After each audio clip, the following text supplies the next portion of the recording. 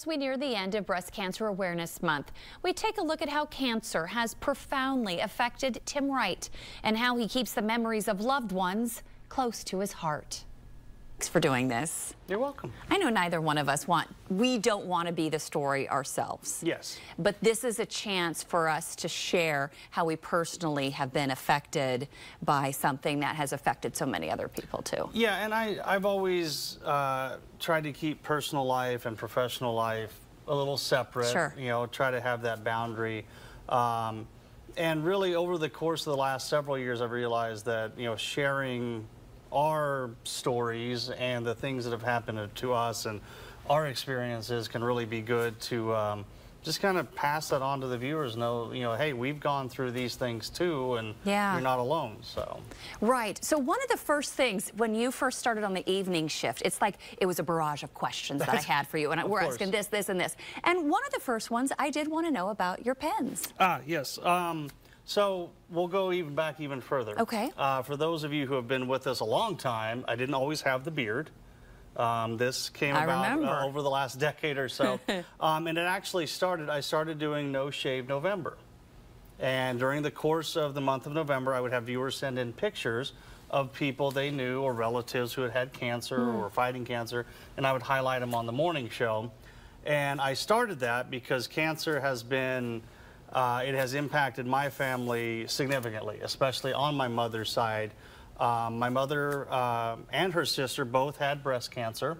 My mother was diagnosed, I believe it was 2001 in that time frame.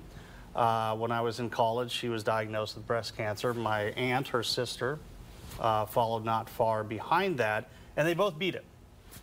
So, you know, again, Breast Cancer Awareness Month, got the tie here for you. You know, they both beat it.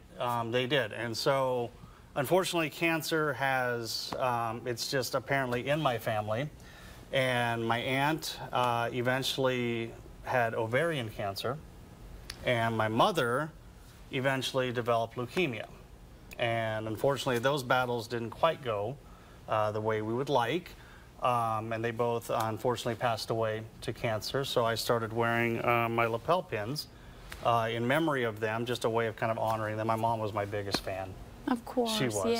She was just, she was my biggest fan, and it's just my little tribute to them. So I have a leukemia one, I have an ovarian cancer one, and I have a breast cancer one, just kind of in memory of them. Oh, that is just beautiful. What was your mom and aunt's name? My mother's name was Barbara, and my aunt's name was Karen. They were both very musically gifted, played the organ at local churches all the time. I grew up, every Sunday was in church, and Mom was down there playing the organ. So, no, they were both wonderful people, and unfortunately, they passed within about a year of each other. Not even a year, actually, it was a few months. 2020 was kind of a rough year. Oh, so that's tough. Yeah, my aunt passed away the 1st of July, and my mother passed away on the 24th of September in 2020.